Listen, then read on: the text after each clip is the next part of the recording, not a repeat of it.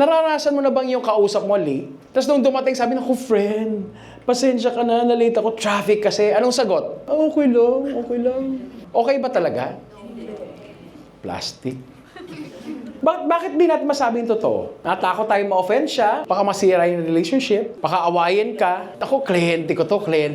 You know what? Kami ni Ras, marami na kami na close by, millions, literally, na when we spoke the truth about our clients, na late 2 hours, speak the truth talaga kami kagad. Hi, thank you for being here. I appreciate you. Can I be honest? Sabihin nila, yes. Okay lang ba? I'll give you feedback. Sabihin nila, yes, you know. And this is just me. I just wanna take it out of my system. I just feel bad that you're late because I really value my time. And I would have appreciated it if you could have called me so that I could have done something else while you're on transit coming in here. What do you think is the result if you speak the truth that way? Na-release mo yung saloobin mo. Is it scary to speak the truth that way? No. To a lot of people, yes. Kaya hindi natin ginagawa. But anong effect? Already on the onset in that business engagement, we tell people that we value time, that we respect communication.